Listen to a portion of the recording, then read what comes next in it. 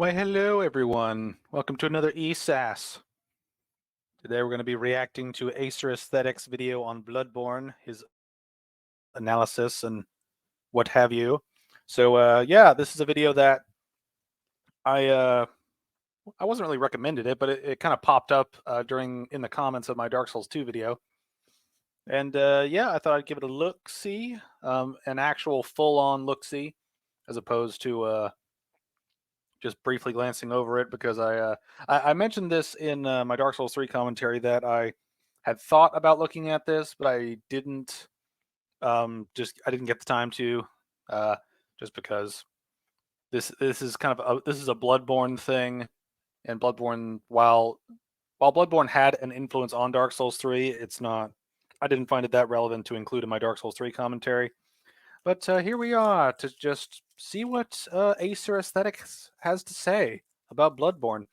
It's from just looking at the chapters alone, it looks like it's very reminiscent of a Matthew Matosis style of commentary, where you kind of go through each section of the game and just go through it section by section as you progress. So let's see how this goes. And one thing before we start this, I have finished production on my Zombie Army series commentary.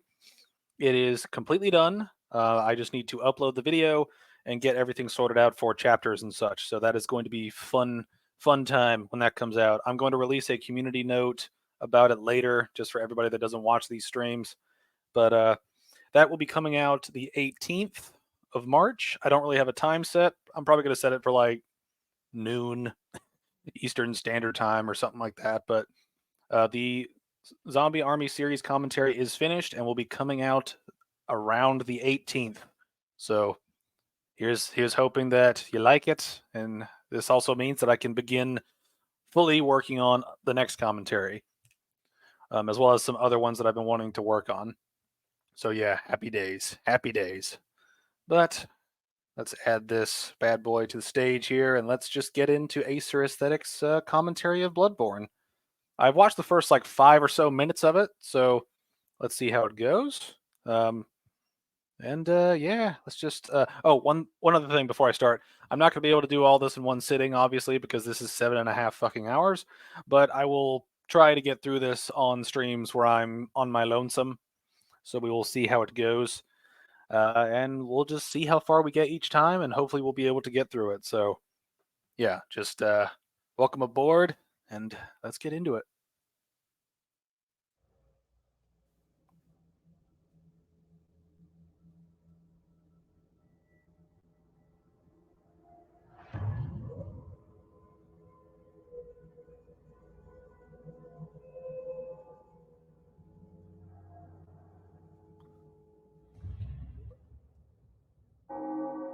Hello everyone, and welcome to this very special commentary video on Bloodborne.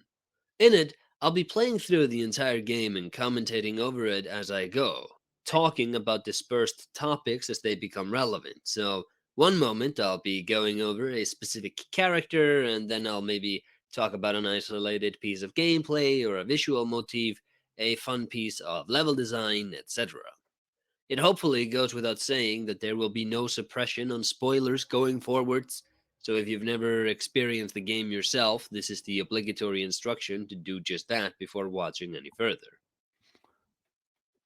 I don't know if Acer Aesthetics ever watched my commentaries, or if he if he even knows I exist.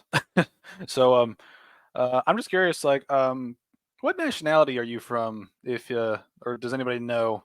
He sounds like he's got like an Eastern European sort of accent. This has nothing to do with the actual video content. I'm just curious.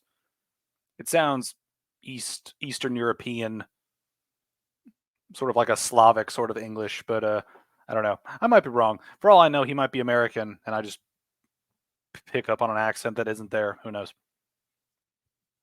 Additionally, since I'm going to be drawing on much of From Software's pre-Bloodborne library and some post-Bloodborne stuff as a point of reference, it wouldn't hurt to have some grounding on those games either.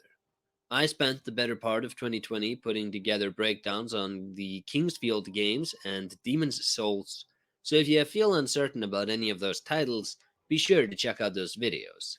Links have been provided where appropriate. A final note before getting started, I'd like to thank Matthew Matosis for giving me the go-ahead to make this video. See, that's interesting. Is like I didn't ask Matt for anything; I just did it. So I wonder if he actually knows Matt to some degree. That's interesting. Like my thing is, like when it comes to being influenced by people, just make your shit. Don't ask for permission. This isn't a criticism of what Acer does or anything like that. I just find it interesting how he kind of got Matt's blessing to do this, which I mean I think is unnecessary, but it is kind of classy to do. So props to you, Acer. I respect that. His commentaries on Demon's Souls and Dark Souls are excellent and warrant watching on their own. Additionally, my love goes out to Sinclair Lore, Richard Pilbeam, and Loki for all of the help they've provided me with in making this video. With all of these formalities out of the way, let's begin talking about Bloodborne. Starting with the menu cinematic. It plays unprompted and does such a good job of setting the mood early on that, if not for the player character appearing in it, I'd feel it should have played after the game begins as a sort of mandatory introduction to the world.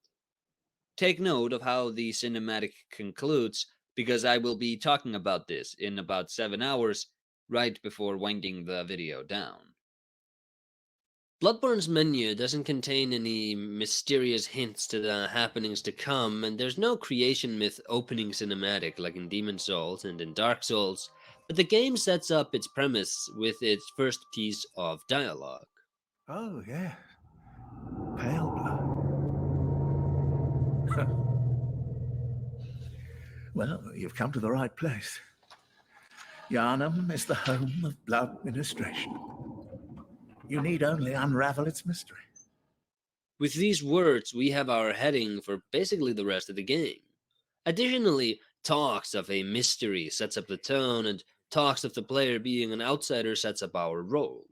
The idea of blood ministration is not overrepresented enough in pop culture to be overlooked as a throwaway line, so it also sets the setting apart from anything else the player might have experienced before.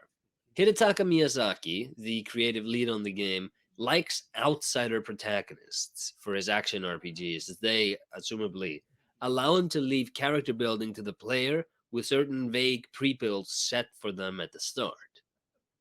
That's pretty true. That's a pretty fun thing that Acer just pointed out there is how the director kind of leaves the backstory of the players open. That's one of the biggest problems that some people have with Dark Souls 2 is you kind of get a defined backstory in the cinematic, and it's one of those weird things where it doesn't work for the kind of world that Dark Souls is, right? Where you're kind of a lowly hollow or whatever going into the world doing what you do to progress the events of the story in a significant manner. And this is one thing that I do like about a lot of the FromSoft games is that you're basically a nobody who doesn't understand this world that you've been kind of led or dropped into. And so as the player is finding things out, so is your character in sort of a meta sense. It's like you are learning alongside your character, and it also lets you fill the shoes of the character with your idea of their backstory, given what you select in the character creation screen and given how you kind of act throughout the game.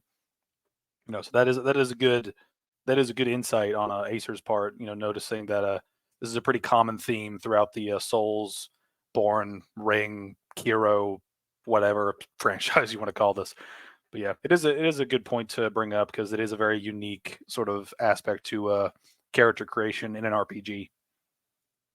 The Victorian era evokes the Draculas and assorted gothic horrors of the past, but the game to follow is such a mind-bender that it truly carves out its own niche, and the opening cutscene, I think, really does not get enough credit for the work that it does.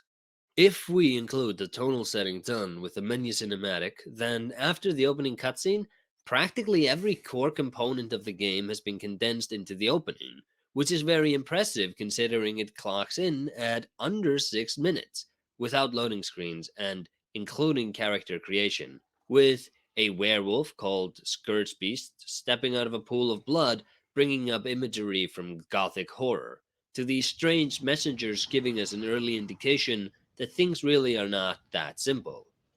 Side note, that the Scourge Beast in the opening is defeated with fire is not just a cool visual. It's practical knowledge which the player will take with them as they begin to experiment with the do's and don'ts of how to play this game.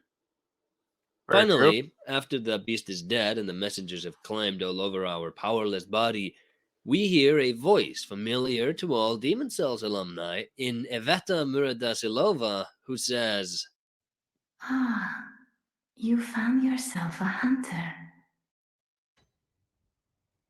"This is the point at which we are given control over our character, hereafter referred to simply as the hunter. And sitting on a chair nearby is a note which tells us to seek pale blood to transcend the hunt." This is one minor thing that I found kind of interesting about Bloodborne that I haven't seen in any other FromSoft game. Again, I've not completed Sekiro, so I have no idea if these are in there. But I really like the notes in Bloodborne, just as a way to tell the player something. It's one of those things that I think kind of reaches an interesting middle ground between outright having someone tell the player where to go versus them discovering information on their own. Now, I don't think it's the best way to get information across in the way that From Software typically does it, where it's sort of, it's based on sort of you have to pick pieces of the puzzle and kind of create the image yourself as you kind of go through the games. But I do like the notes giving you information about shit in Bloodborne. I think it's a neat aspect of getting the player to do certain things without having them just kind of wander around, which can become a problem in the other games.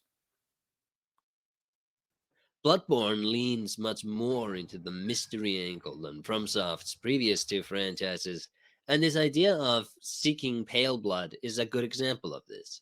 In the beginning, we have no idea what pale blood is in this universe. We have no idea why we are seeking it. All we know is that prior to the blood ministration, our character must have asked about it, and that, in a meta sense, the game places a heavy emphasis on it, and for me, that makes it all the more enticing. Also, knowing from the opening cutscene that this universe is not operating on the same laws as our own, there's intrigue built into the game right from the get-go. The Scourge Beast fight at the start is winnable if you have the patience for it, which I don't, but you really are supposed to die to this thing. Miyazaki likes to include a definite death point in his tutorials, and the purpose of this one is to get the player to the hunter's dream where they can pick their starting gear. This is one thing that I've had kind of mixed feelings about between the different games is how they, like you just said, how the developer wants you to have sort of scripted death sequence at some point in the tutorial.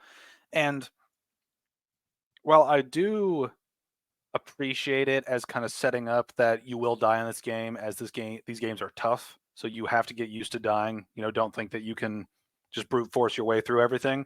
I do think there is inherently a bit of a problem when you basically have to die to get your stuff. You know what I mean? This is one reason why I kind of come back to Dark Souls 1 as a really good example of setting up the player character and also setting up your character as is your build that you picked, right? Like, because in Dark Souls 1, the death sequence would arguably be when the Asylum Demon shows up, right? You're fully unequipped for it. You don't have anything. You have your little broken straight sword, and you're sitting there, well, like, oh, I do like 4 damage to this thing. That's not going to do shit. So I need to find a way to deal with this. And then you see the door off to the side that's open, and so you rush out because you're completely unequipped. Or you die and you respawn at the bonfire over there. Right? It's one of those things where you kind of have both paths available to you if you know what you're doing. That way, on the one hand, if you die, you go where you need to get your gear. But if you don't die, you go to get your gear anyway. And that's one thing that I think Bloodborne does a little bit less. Like I don't think it's bad, but I think it's used less effectively than in Dark Souls 1. Because in Dark Souls 1, you get past the boss one way or another, And if you survive, you just make it past the boss, and then your gear's like in a hallway right next to you, right? So it immediately lets you get your stuff, get set up, and get used to using your weapons on the couple of hollows before you actually make it to the boss itself to actually get out of the tutorial area, right? In Bloodborne, it's a little different where you know, get through this area. I don't know if he'll show it later, but you get through the beast if you do manage to kill it, which is possible. If you have the patience, and like he said, you don't like. I kind of agree with him. I don't have the patience most of the time, but I also hate dying. So a stubborn part of me is like, ah, fuck it, I'll kill it anyway. And if I manage to, you know, or if you manage to, you can go through it, through the pathway behind it, open, and it opens up to Yharnam proper, and you can go past a couple of enemies. Um, if you want, you can also use the skip if you want to get to the back pathway near where you spawn in with the little ladder leading down. I forget exactly what the name's called of the place, but I think it's the woods. It's like the wooded area.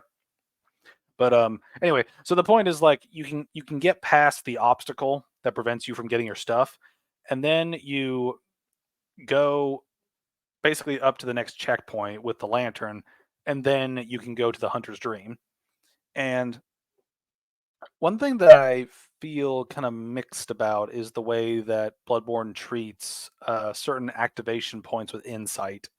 Like he's probably going to go over it here in a second, but you know the whole doll being lifeless until you have insight, sort of a thing. That's a neat sort of mechanical thing, but on the other hand, it does kind of limit what you can do.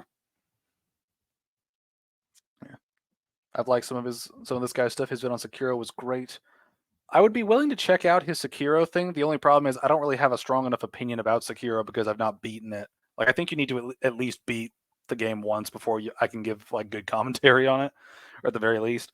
Like I've beaten Bloodborne twice, and I've played through it another 2 or 3 times on top of that. So I feel like I have a decent grasp of the game.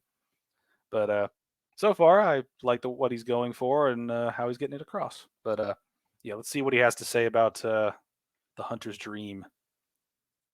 Bloodborne is a bit unique in Miyazaki's lineup in that the player is expected to die to the very first enemy they face. Its predecessors, Demon Souls and Dark Souls, comparatively had very easy grunt enemies at the start, which lead to an encounter with an enormous demon boss. Economically, you could argue that Bloodborne has the best tutorial in his lineup considering how much it does with his short segment, but I think Dark Souls 1's tutorial edges it out in pure craftsmanship. I'd agree with that. So that's pretty much literally what I just said. Is just, you know, Dark Souls 1's tutorial is pretty tight, you know, and it's pretty tight to the point and lets you get control of the character you decided to make, not just the hollow with a weak little shiv. So I agree with you there, Acer. Good observation. I approve of your opinion.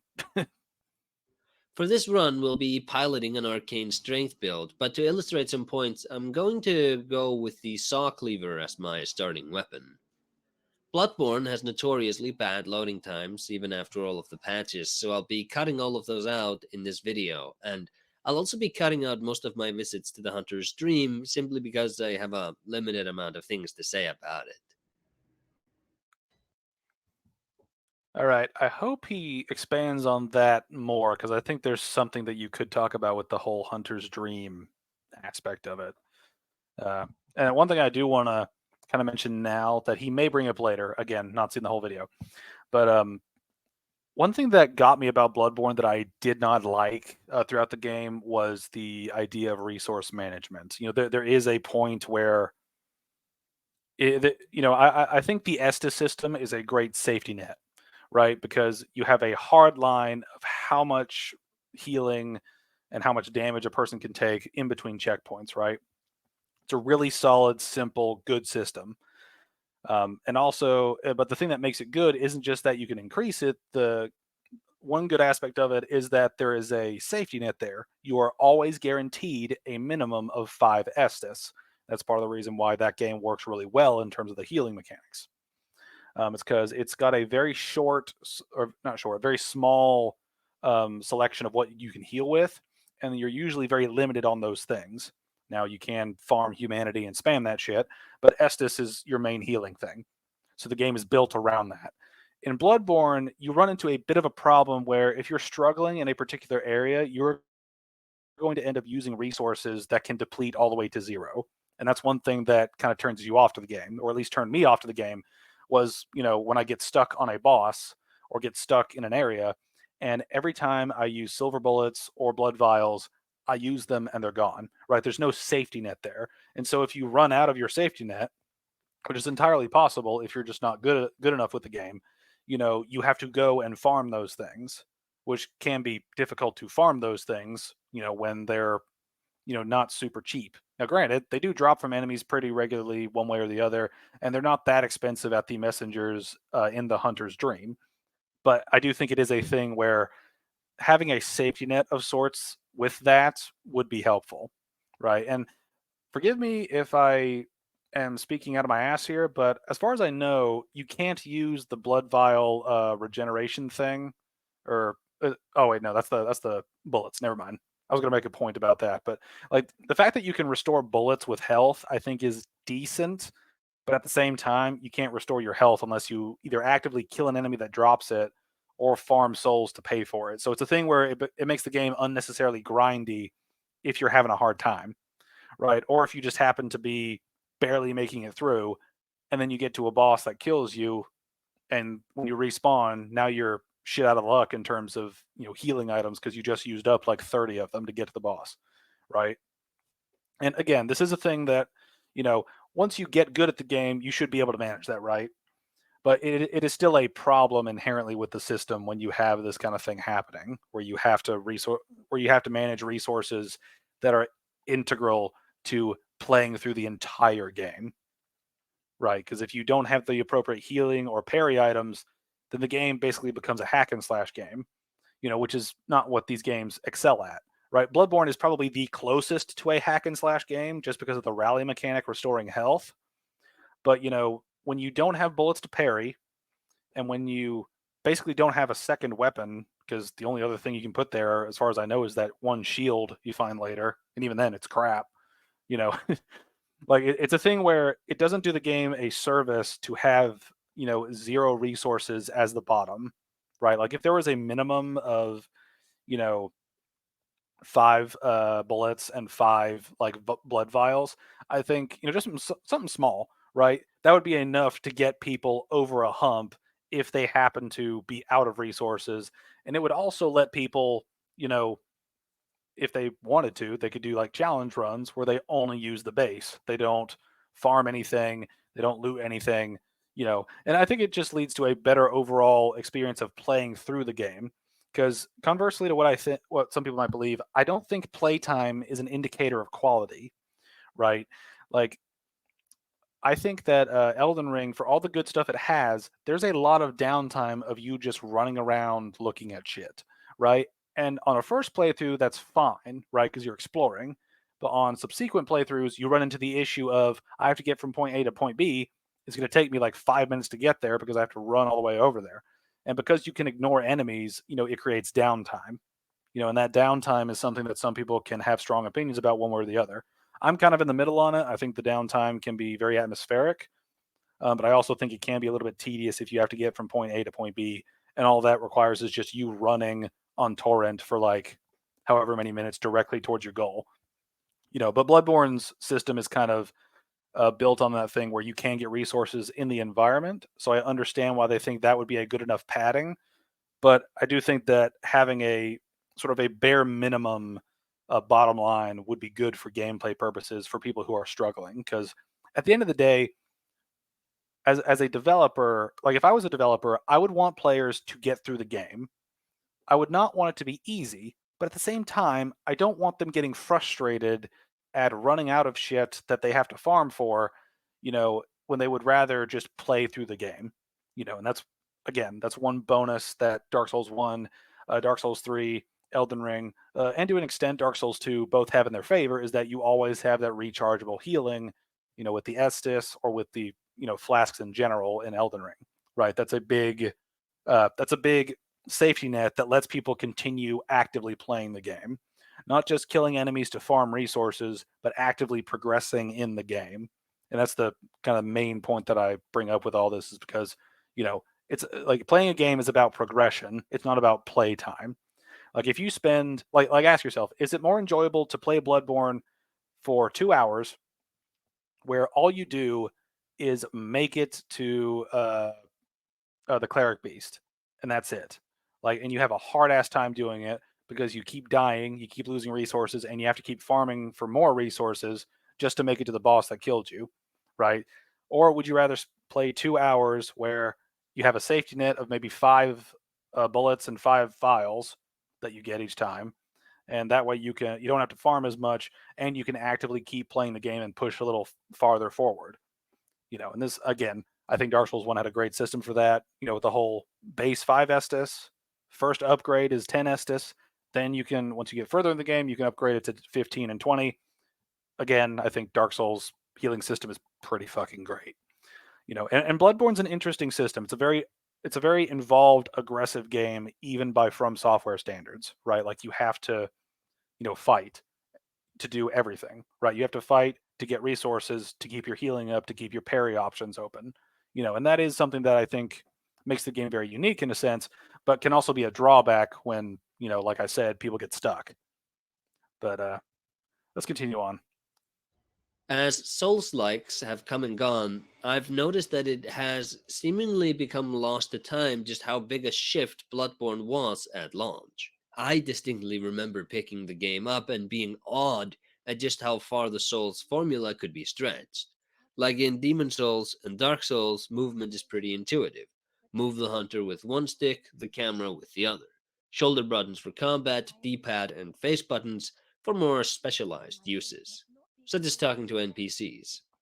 Right now, I'm starting the Yosefka quest line, and all I want to really say about it at this point is that I think this conversation is a bit botched placement-wise.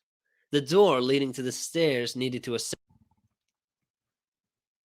Blood Vials not responding is a design decision that should be respected. If Bloodborne had the Estus system, it would just be Dark Souls 3. Games should be allowed to be different.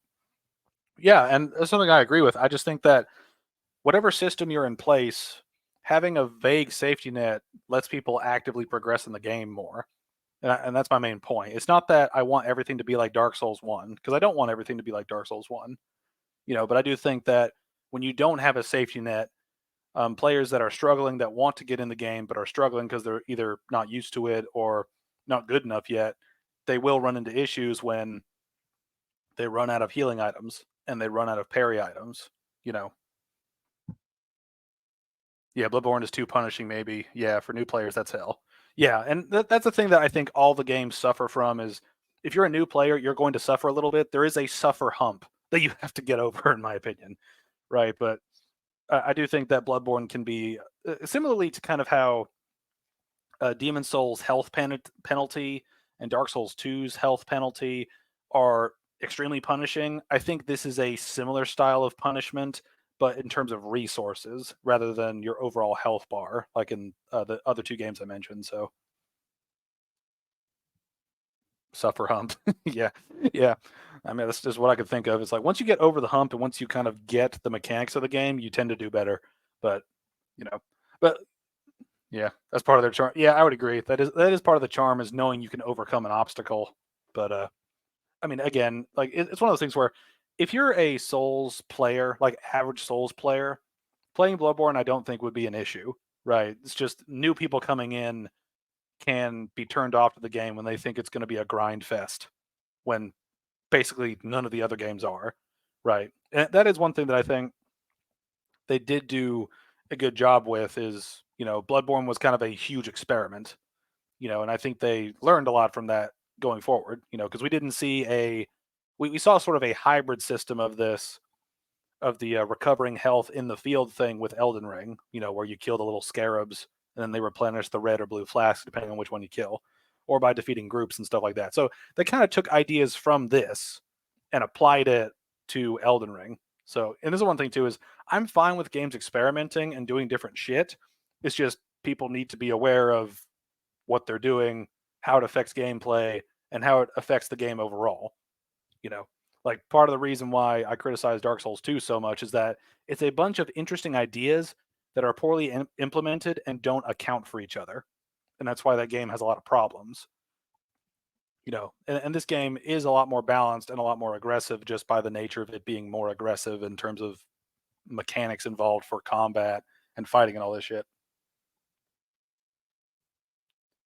What do you think is the solution to this topic? Do you have any idea? Should Souls games have more tutorials? I mean, I think that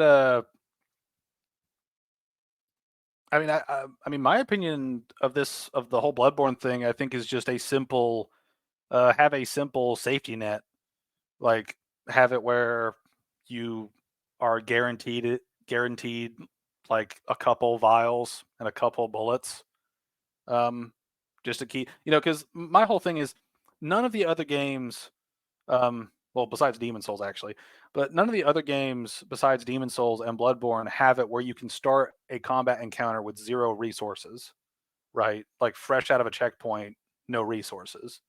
And I think that is an issue in terms of playing the game. Like this is one reason why I think the Estes system and the Flask system in general work so well, is because no matter how many times you fail, you still have limited healing resources, but you don't have to replenish them in between fights. And that's the reason that I think it's a good system. You know, for Bloodborne's got an interesting system for replenishing on the go, and I think that is a cool feature. It's just the bottom end of this can become a problem for players. Especially if you like it happened to me. I was playing through the game, doing relatively fine, but then I got to Martyr Logarius, and I got fucking stuck on him. I kept dying over and over and over to him.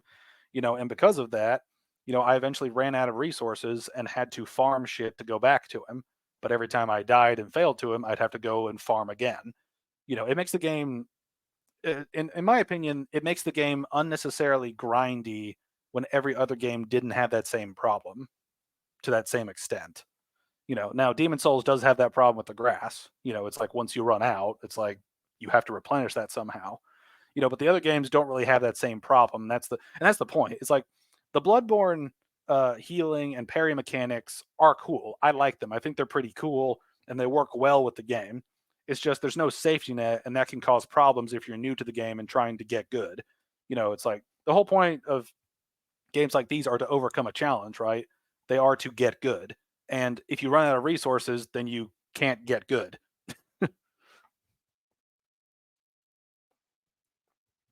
Sorry for interrupting the video, LeMayo. Completely out of topic, but you mentioned you dislike Elden Ring. How do you think it compares to Bloodborne? Bloodborne and Demon Souls just don't give a shit about you. Yeah, that's true.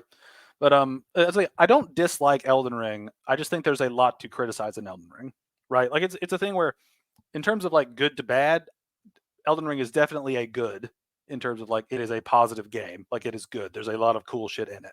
I just think that there's a lot of problems with it in terms of certain things of design, which I actually have plans to watch a Elden Ring commentary that's supposed to be similar to this one. I don't know if it's by Acer Aesthetics or if it's by somebody else, but I plan to watch that at some point. So I'll probably give more opinions on that as I go. But yeah, I don't hate Elden Ring. Right, I like playing Elden Ring. I just think it has a lot of significant problems that From Software is going to have to work with in the future, or find ways to work around in the future. But yeah. All right, let's keep going here. See what he's got up next for us. Send to talk to Yosefka is where the player came from originally, and given that players aren't able to talk to her until after they've died and picked up their weapons, I think most players are going to miss her on their first run. The direction in this scene really pushes the players to confront the Scourge Beast again rather than re-explore the area, and I wonder if this conversation had been made more accessed, that is, if Yosefka was located after the spawn point rather than behind it, or if players would have been able to talk to her before dying to the Scourge Beast. I wonder if it would have gone some way to make players interact more with villager NPCs in the early game. That's actually an interesting point he just brought up, was the whole thing of if you die and you respawn, like if you die to this Scourge Beast and then you respawn at the lantern behind it, or not respawn at the lantern, but you come back through the lantern behind it, you can miss Iosefka, right? You can miss that. And I do think that is one of those things that these games kind of have a problem dealing with, and this is a problem that's not easily solved either, is like, how do you get the player to go down a pathway to interact with someone without making it super linear? It's kind of hard to do that from a gameplay perspective. Usually it involves a thing of you create an interesting lighting effect to lead people somewhere, or you have some sort of thing that makes the area stand out. you know yeah, and that's the thing is, ISFGA is kind of a weird, it's a strange placement, but it makes sense in universe, but as a game it's something that a lot of people could completely miss. Yeah, and it is one thing too, is it's kind of counterintuitive to think that somebody is in that room, because you spawn in that room, there's nothing in that room besides a note. You come out of that room, then you respawn looking towards the pathway where the beast is, right? So you can completely miss her, and that's a problem because you can completely miss an NPC that by all accounts should not be there. Yeah. I mean, it's always a thing too. You can always like go back and look around, and these games do encourage exploration, but it is very counterintuitive. It would be like playing through like Dark Souls 1, right? And getting through the asylum, and then upon returning to your cell, you find, some NPC who like sells like dung piles or something. It's like you don't have a real reason to go back there, so why would they put that NPC there? You know what I mean? Now, Dark Souls 1 does have an example of where you do have to go back, to the asylum to get shit to go to other places, right? With the to get to the painting, you have to go back to the painted, to get to the painted world, you have to get the little doll that's in the asylum in your cell, right? But again, this is one of those things that you kind of have to figure it out, which I think is kind of a thing that a lot of people in this community can argue about. Some people really don't like the placement of NPCs.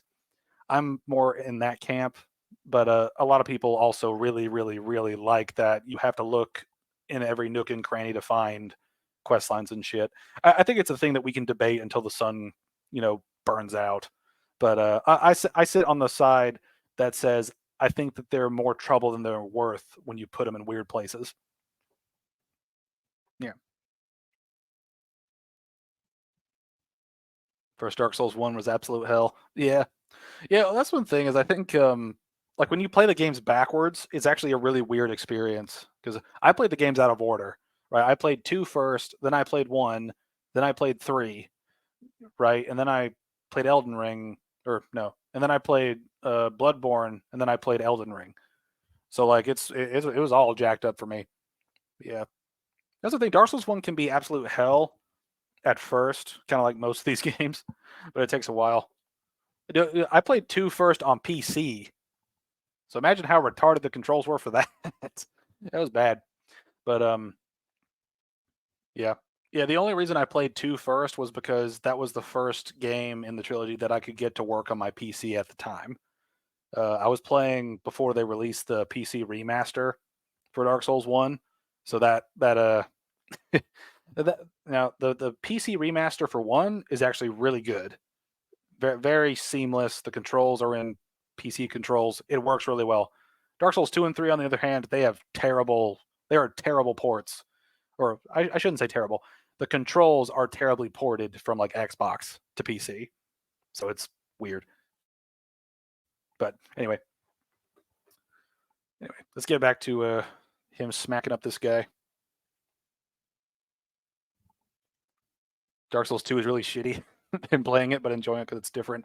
Yeah, I think that Dark Souls 2, like, while it's a bad Souls game, or while it's a bad From Software game, it's still a game that you can have a lot of fun with. And that's kind of the redeeming feature in it, is that you can kind of have a good time with it, even though a lot of the mechanics are kind of shit for various reasons. Anyways, on the topic of gameplay, combat-wise, the 2 biggest shakeups from Souls is that we no longer have a shield, so we are expected to dash around much more, and we now have trick weapons, and combat is often a question of which mode of the weapon is the correct one to use. The saw cleaver can be used as a short-range serrated saw, and it can also be extended to be more like a long-handled cleaver. For dealing with the Scourge beast, the short-range variant was preferred as beasts are particularly vulnerable to serrated weapons. Another shake-up, meant to encourage more aggressive play, is the rally system. When enemies deal damage, health is not lost immediately because we have a short window of time to deal enemies damage to minimize the amount of health we lose. This mechanic is a double-edged sword in that while players are given a hand in healing should they play well enough, they are also being pushed to be a bit more brash, which comes back to bite them with some of the more aggressive bosses. Ooh. That is one thing that Acer just said. That's a good point. Is the rally mechanic does kind of make you want to be more aggressive, but at the same time you have to be careful with your aggression, which is a through line throughout all the games. But that's the thing. I feel like going into the Souls series blind, if you play any game like as kind of a newbie, I feel like Bloodborne will be probably the most punishing one because it teaches you to be aggressive. But if you're too aggressive, then you'll get slapped around by enemies and lose even more health. And upon trying to recover that with the rally system, you'll get smacked around even more. So I feel like this game might actually have the one of the worst ends of the actual like introductions to the series. Now that I think about it, just in terms of how the mechanics work and how the game sort of teaches you to play the game. Like you can play Dark Souls 1, Demon Souls, and I'd even say Dark Souls 2 and 3 pretty conservatively. Like you can play it pretty conservatively with just like a shield setup, and you'll be able to deal with most things in the games relatively all right. Like you won't get completely stomped. This game asks you to be aggressive, but you're going to learn very quickly that sometimes you just don't have the opportunity to be aggressive. And I think that is something that some people could see as sort of a negative, which is kind of where I fall, but I could also see it as like a means to teach players that they have to be light on their feet and choose when to attack, but attacking is really good if you time it right. So again, might be a thing that's kind of up in the air in terms of like which side you can be on. I don't think there's like a real hard line for that in terms of like which design is better. But I do think that Bloodborne can be more punishing because it teaches you to be aggressive. But within being aggressive, you will get smacked more often. And, it's one of those things where some people could call it counterintuitive, which is what I would say of it a little bit. But on the other hand, some people could say that, it's teaching you to be aggressive. But with the fact that you'll take so much damage will teach you that you need to be careful when you decide to be aggressive. So I can kind of see both sides of that. You must be a hunter. Gilbert over here is a nice NPC with a tragic quest line, and for our purposes, he's a guide during the beginning of the game. He gives curious players their heading to go to the Cathedral Ward, and he's also the first mention we have of the Healing Church. The Healing Church was established by Lawrence, and it serves as the major political mechanism in Yharnam. Well, it served as the major political mechanism in Yharnam. Ever since burning old Yharnam down, the church hasn't been so popular. The story goes that Lawrence was a scholar of Bergenworth when they found old blood in the Chalice dungeons, which they sought to use to evolve. But consuming the old blood resulted in undesirable consequences, and Bergenworth wanted to guide the process. This was the split which Lawrence had with Willem, the leader of Bergenworth. Willem looked to the Great Ones, cosmic beings, because he saw the problem being the limitations of the human mind. He reasoned that if only humanity could awaken to the Eldritch truth, they could evolve to the next stage of evolution. Lawrence saw the merit of this argument, but rather than meditate to gain insight like his master, he sought to experiment his way to the end goal.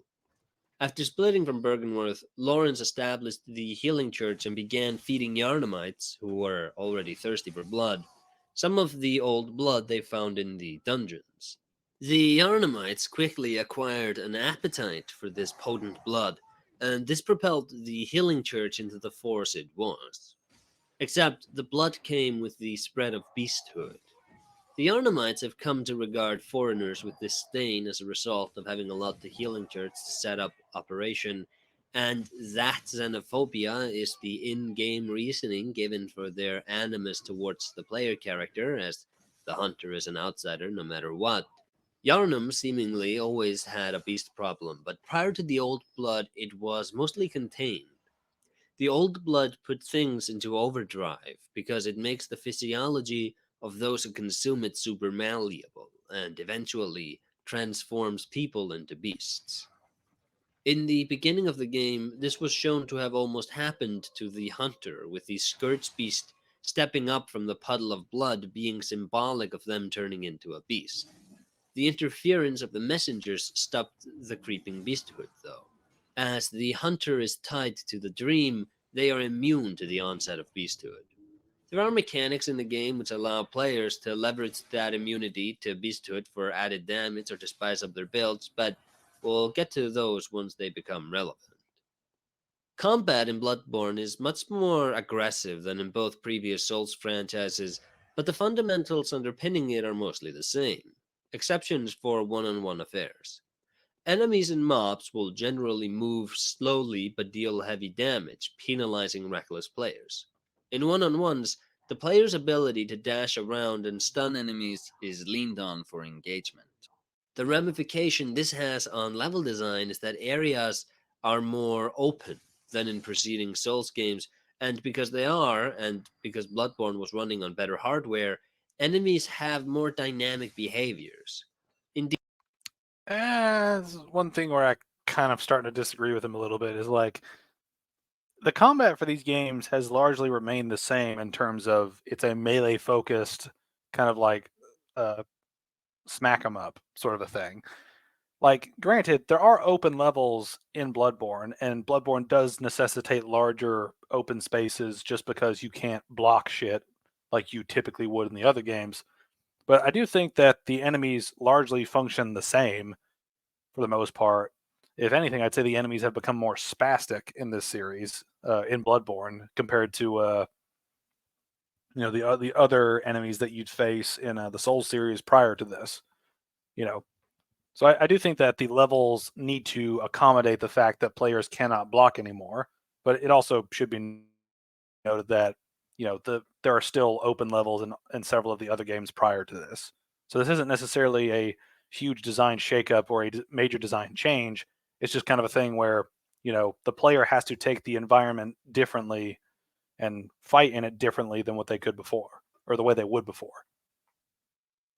Demon Souls, for example, enemies had a spawn point which they rarely ever moved from unprompted, whereas in Bloodborne, they go on patrols, meaning players can strategize a bit more as well as get caught unaware from a mob crossing a corner.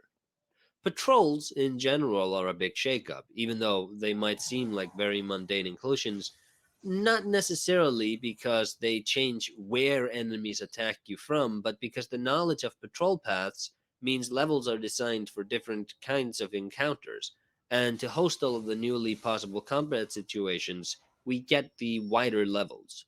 Compared to Souls, they're That's a weird thing is like it's kind of a weird point to bring up patrols. Like, weren't patrols in the other games? Like, it seems like a weird thing to bring up as like a point that like should be mentioned. Because I mean, weren't there patrols in Dark Souls like 1 and 2? I'm not as familiar with Demon Souls, so don't get me wrong. Forgive me if I get that wrong, but I mean, like, patrols essentially act as just enemies that move from A to B and then back to A. So I mean, mechanically, not much changes besides where you can aggro them from. So I mean, and most enemies can be baited back to a safe area that you've previously cleared. So I don't really think patrols are that big of a change in terms of how the actual combat works one way or another. But that does seem like a weird point to bring up in this video. also seems to be more of a willingness this time around to mix more enemy types together in areas. And that is another aspect of the game which is facilitated by the more open level design. Because areas are more maneuverable, it means sharpshooters can have significant influence on combat if they catch you unaware. It also means that aggroing a mob might get you the attention of dogs which you hadn't planned on, and suddenly retreating whilst fighting them off is the challenge rather than swiping in a group of Yarnamites. And because Right, this is the one thing where I don't know if he's directly trying to make this point about Bloodborne specifically as kind of like the first of that type, but that whole snipers with other enemies involved has existed before, right? I just want to clarify that. I don't think that's the point he's making in terms of saying Bloodborne like did it first, quote unquote, but I like it is a thing. You have had encounters with different types of enemies coming at you while being sniped at the same time. Like this isn't really new for the series of games that From Software makes. It's just if anything, it sounds like he's trying to kind of prove his point that the open level design is good for Bloodborne, which I don't think you need to prove that necessarily because it's a pretty valid point in its own right because of the combat and the way it works. It's like if you were in tight spaces playing as Bloodborne the entire time, it would be incredibly frustrating to play if 90% of the maps were like that. But it's like, I don't know. This seems like a weird point to focus on. And granted, I've done that in the past too. So this is kind of me speaking from experience after making several commentaries where I kind of look back on them and go, man, why did I bring up that point? This is kind of like a future me talking to a past me sort of a thing where it's like, why'd you bring up this point when you don't really need to bring it up? You can get your point across without bringing up a bunch of these other minor points that feed into this main point. Is kind of the point I'm making. of the rally mechanic, after taking damage, you're constantly in a state of haste because the alternative is digging into your resources. Since we don't have shields anymore, parrying has been updated. Functionally, it's still a question of timing the use of the left-handed weapon when an enemy's attack is right about to hit, but instead of brushing the attack aside with a shield, a move which makes players vulnerable if they don't time it correctly, they can shoot enemies right before their attacks hit, leaving them open for visceral attacks, which are location-sensitive strikes which grant the player invincibility frames while they do massive damage to the struck enemy.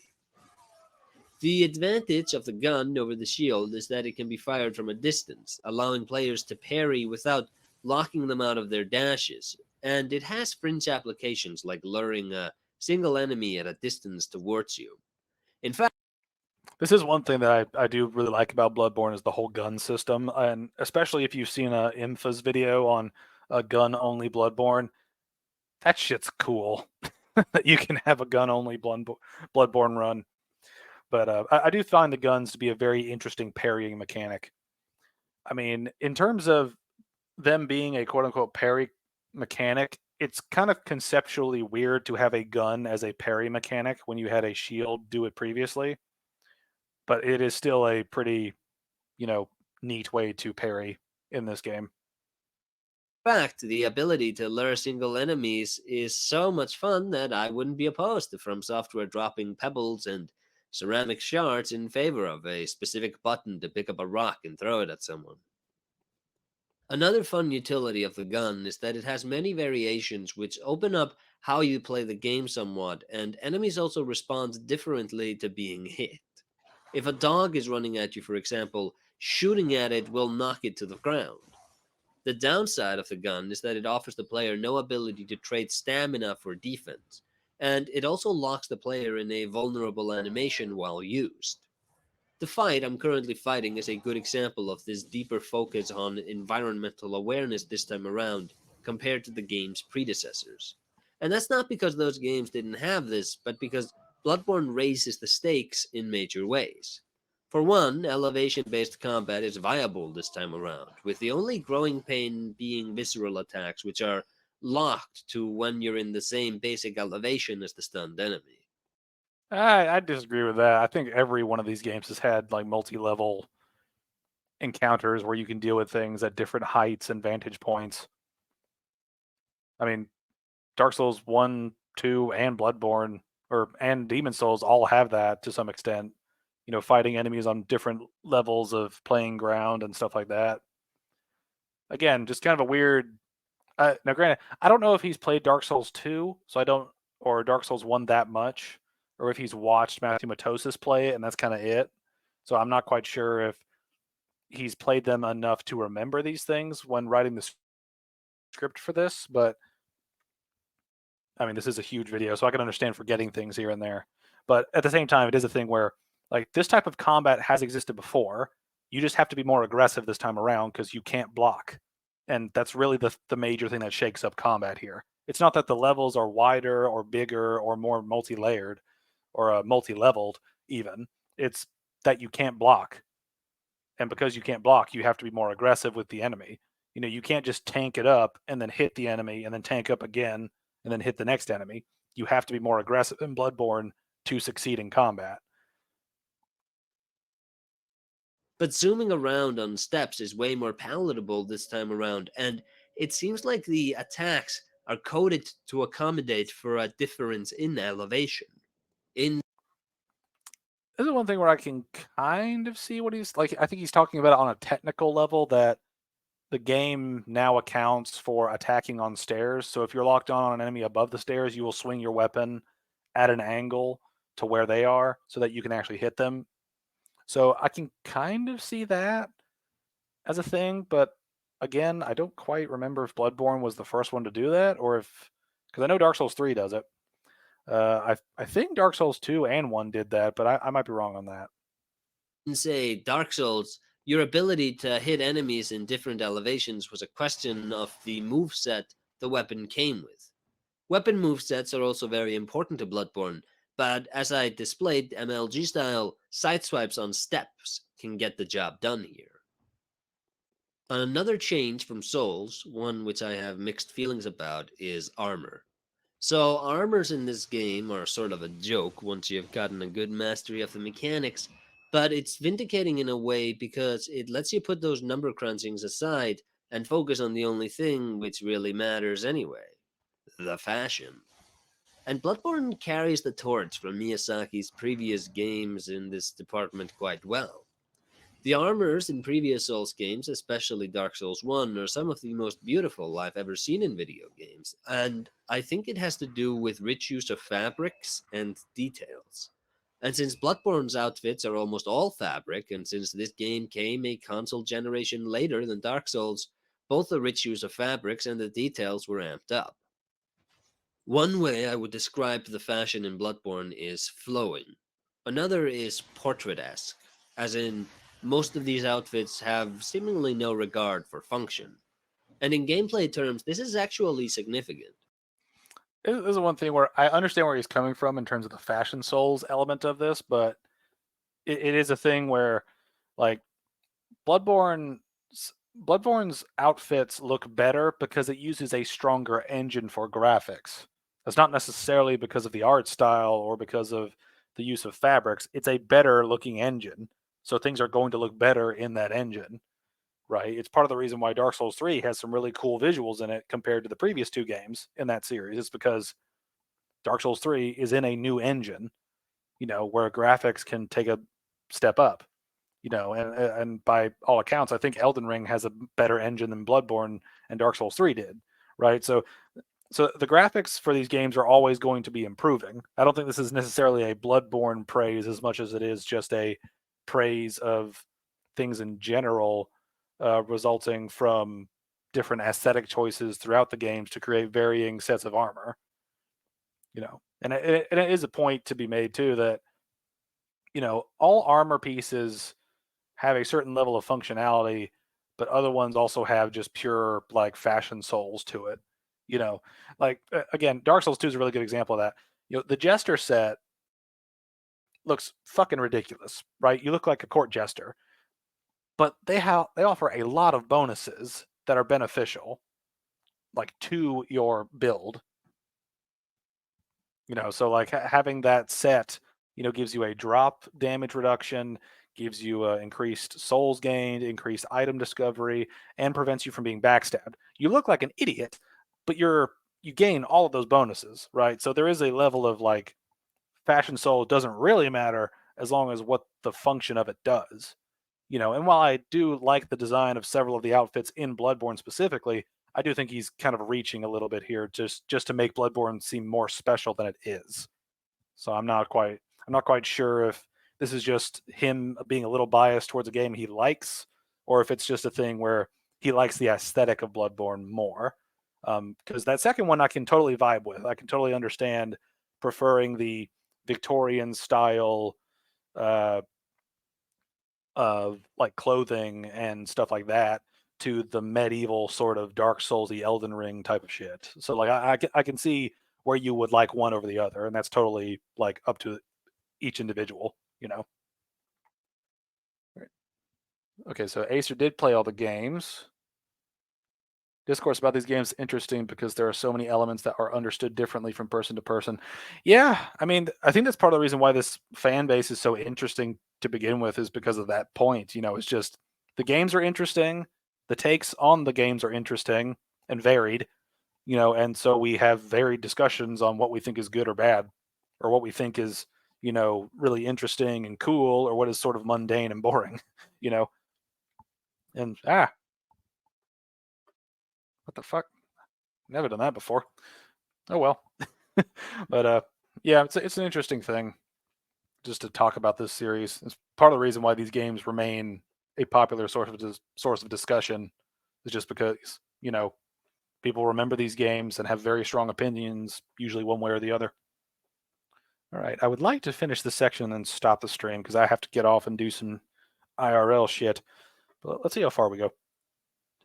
Bloodborne dropped both the armor weight classes from previous games and did not bring back the poise mechanic from Dark Souls, so the builds aren't really classified with armors. I'm sure that at the high end of competitive play it matters, but the average player is allowed to pretty much wear whatever they want. And this is one thing that that first point he made about, you know, your armor kind of being a part of your build. That's technically a bit of a stretch because you can have a tank build without armor if you have a massive shield, right? Because that qualifies it. Like the way the build works is not based on what you're wearing; it's based on how you use the weapons and shields available to do what you need them to do, right? Like a tanky build can take damage, and you can do that with a giant ass shield. You don't necessarily need armor for that. You know, and the thing with the glass cannon is a glass cannon usually has no armor or very little armor with a huge ass weapon that does crazy damage, right? So I do think he's stretching it a little bit there, just saying that you know, the armor, you know, was a big part of builds. It definitely helps, you know, to have armor in the Souls games, right? And I'm talking like Souls, not like including Bloodborne, Sekiro, and that shit, you know. But it is a thing where like your armor is secondary to how your build functions most of the time. Now, obviously, a tank build is going to want to have heavy armor just for the sake of damage negation, but that's just kind of comes with the territory. Is damage negation is useful, and if you can afford the equip load, or you can afford to fat roll, then you can use that shit. But that second point that he made, let me go back and make it again. With armors. I'm sure that at the high end of competitive play it matters, but the average player is allowed to pretty much wear whatever they want. Yeah, and that point I think is a plus for Bloodborne, is that armor doesn't matter too much. I know it does affect different stats when it comes to like poison resistance and different resistances to things that can screw you over in the game.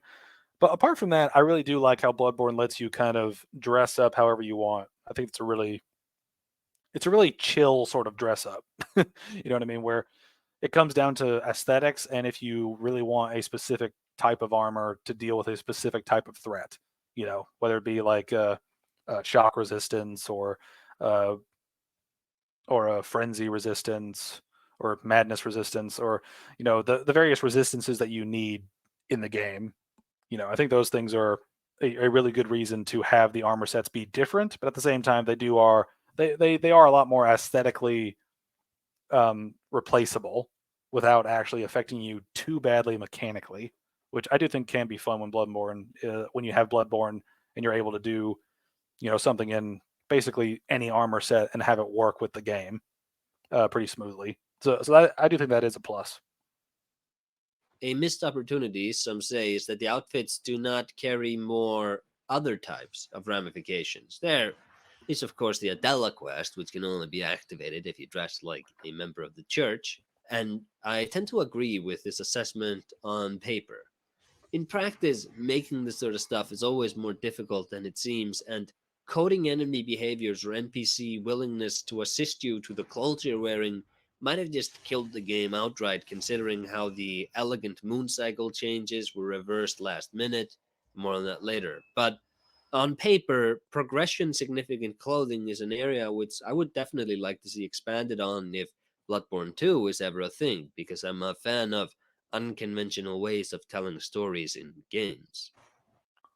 That is an interesting point that he brought up, though, is like progression-based items and equipment, as well as just equipment that changes the way the game works. And this is one thing that I think the other games do actually rather well, is having different pieces of armor give you different bonuses to things that are relatively relatively minor, right? And like in the Souls trilogy, you have the Grass Crest shield.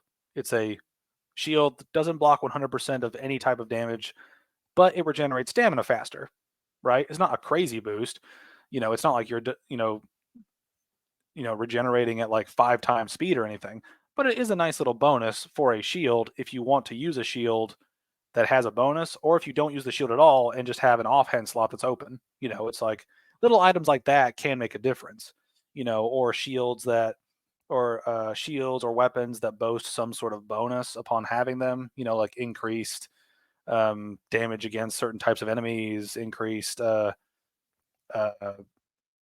or reduced like costs per stamina, or increases to health, increases to damage, increases to like rolling speeds or whatever. Like all these various little mechanical things that little items can boost in little ways, I do think add up to the experience and make things more interesting as the builds go on.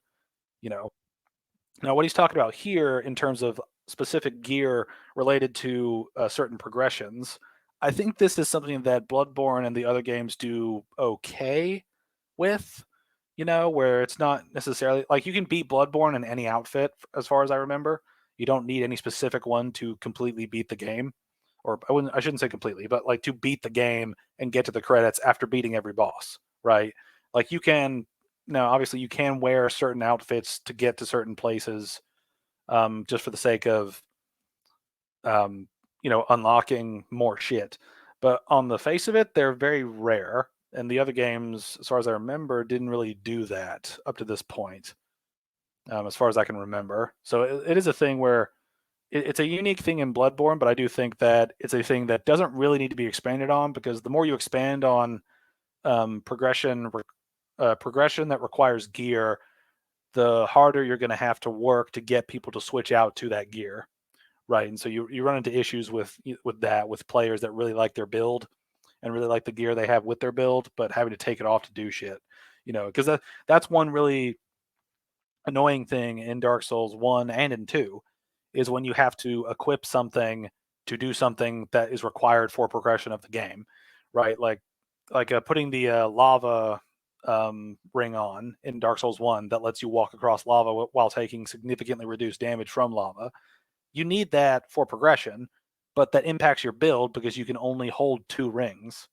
And if you play like I do, once you get the Ring of Favor and Protection, you've basically got 1 ring slot that you can switch stuff out in, right? So it's a thing where it becomes kind of cumbersome depending on your build, and it weakens you just to get from point A to B. And then in Dark Souls 2, you have the whole thing of the King's Ring. You have to put it on to open doors, which usually means that you fight through enemies with your normal ring setup. Once you get to the door, you put the ring on for 2 seconds, take it back off just to open a door. It'd be a lot easier if the door just opens, right? It'd be a lot easier if you just had certain things that were a little bit streamlined, where you didn't have to deal with the equipping, unequipping of items just to progress. It's a thing that kind of, and again, it's one of those things that I'm an advocate for, is the main point of playing a game is to play the game. And for these types of games, the main point of these games is the combat. That's why we have all these varying mechanics for combat. It's a combat focused game, so we should be focusing on combat in the game. Now, that doesn't mean we can't have good level design, good storytelling, interesting aesthetics, and all this other stuff that makes games interesting, right? And stuff that makes these games interesting. But it is a point where you have to think about how things affect combat, because that is the main thing you're doing throughout the game. And if you have something that is adverse to combat, it's probably best that you take it out or tweak it.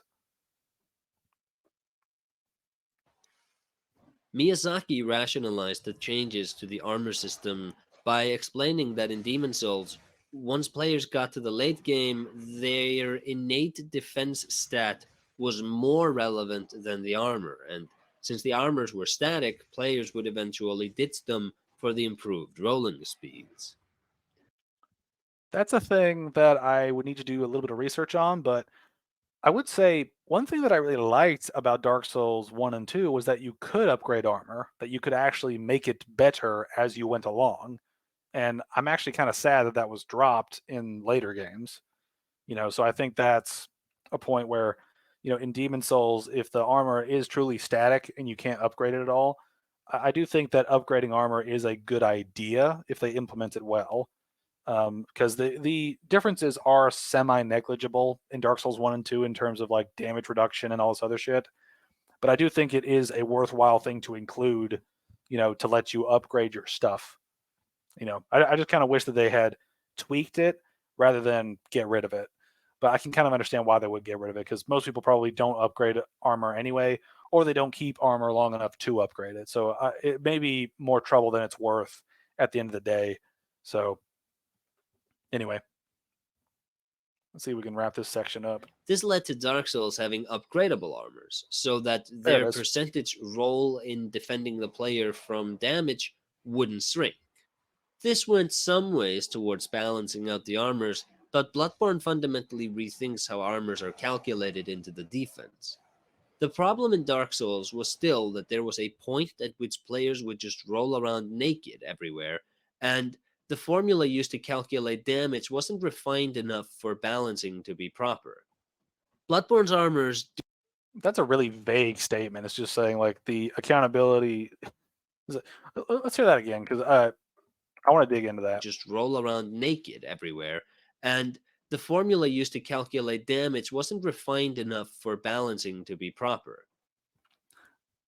This is something that I think we're going to heavily disagree on, because the whole point of rolling around naked is that you're faster, but you're weaker when you get hit. That's the point of rolling around. Like the point of armor is not to make you slower. The point of armor is to protect you, to make you take reduced damage when you have armor on. That's why the interplay between the rolling speed, the armor you're wearing while rolling makes the makes your build interesting, between going from fat rolling, mid rolling, or fast rolling, depending on your armor. It drastically affects how you take combat, because if you want heavy defenses, then you're going to usually have a fatter roll unless you get a certain stat up to help you roll faster.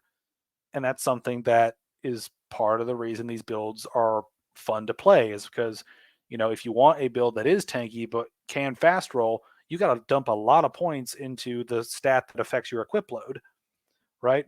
Or whatever stat it is that affects that throughout the games.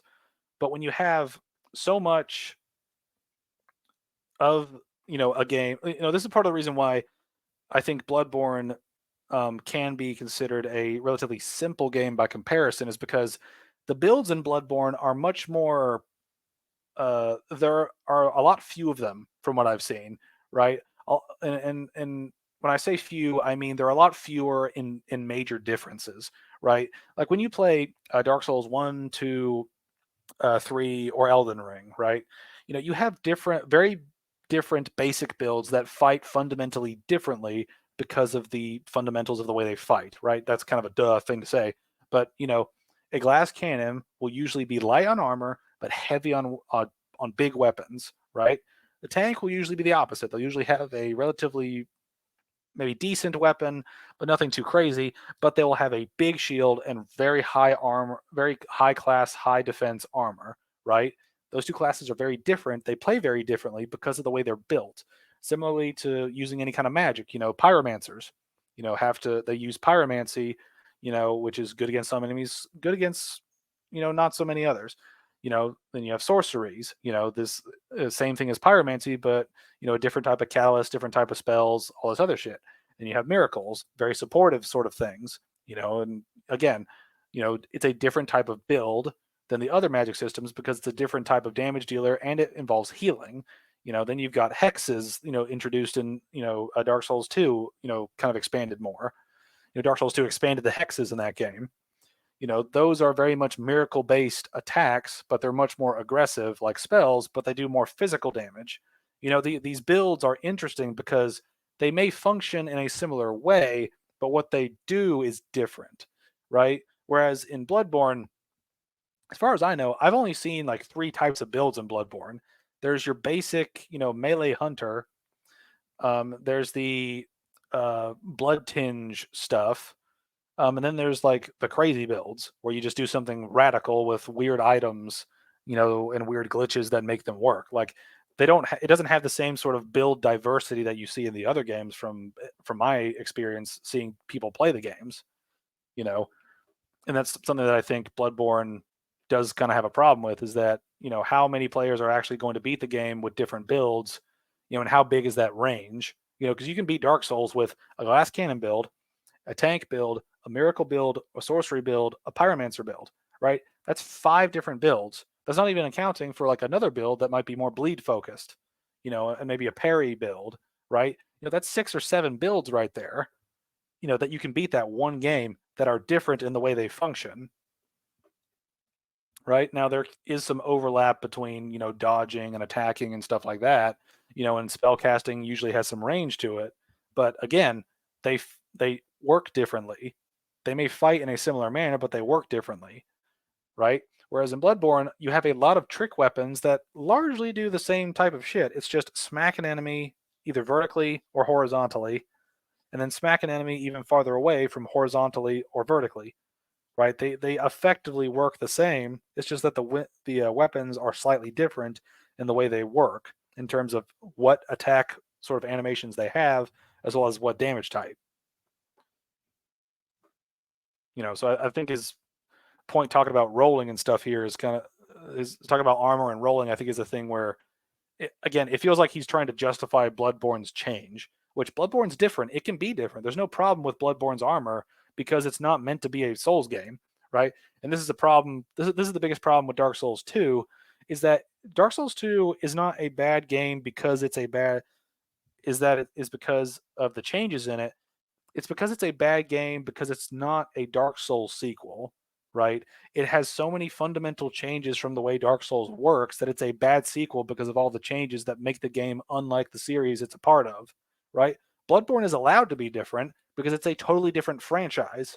Yes, it has a similar combat, world design, and sort of aesthetic to it in terms of the action combat with heavy, sort of subtle lore, but it's fundamentally a different franchise, right? It is a different franchise, so it's allowed to be different and experiment with different shit. And this is one thing that I think makes the Dark Souls trilogy especially interesting, is because it's the only From Software series under this sort of bandwagon of the high difficulty melee combat games, or just combat games, where you actually get to see a progression in a single series. And that's part of the charm of talking about them, is that you can see a shift from Demon Souls to Dark Souls. It's a spiritual successor, but it's largely like Demon Souls, right? Then going from Dark Souls 1 to Dark Souls 2, you see another big shift. A lot of different changes, a lot of experiments.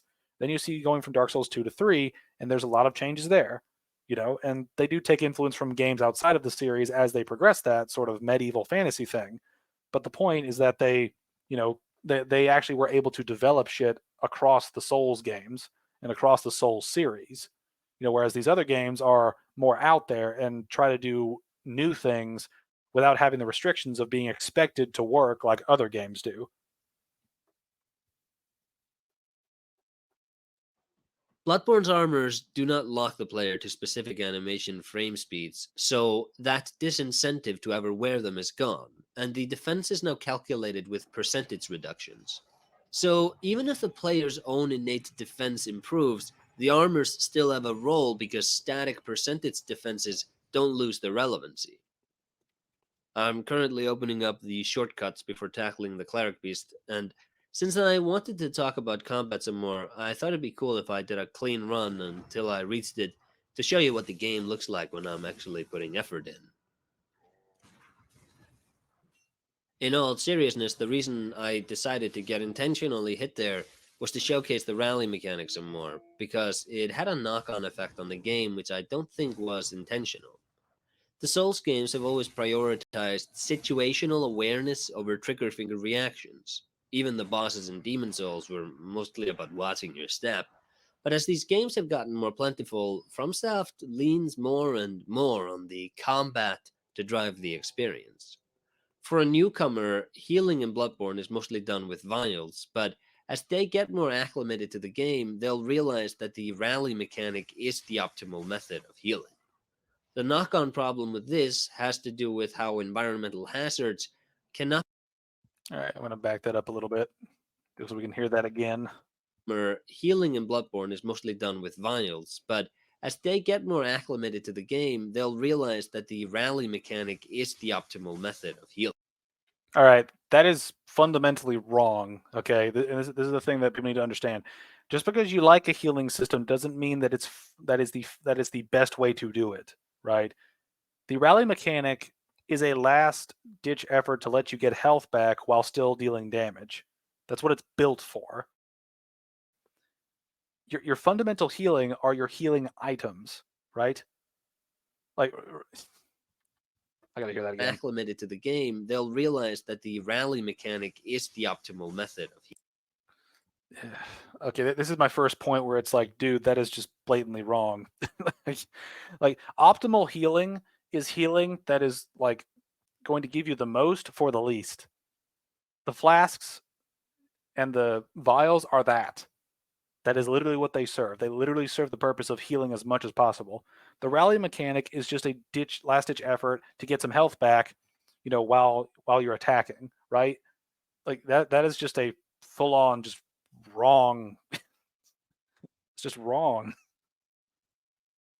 It's like the healing mechanics in the game have vials heal you for the most. Rally's not going to do shit most of the time, right? Now, if you get hit and then you manage to pull off a parry and get your health back through the rally, now that is a big bonus. But again, that's a lot of mechanics involved to get there. You have to recover in time. You have to have the enemy be parryable during that time. You have to connect the parry. You have to follow up on the parry. And then you have to have the rally still running during that entire process, right? Whereas with a vial, you back off, hit a button, you heal. You heal for more.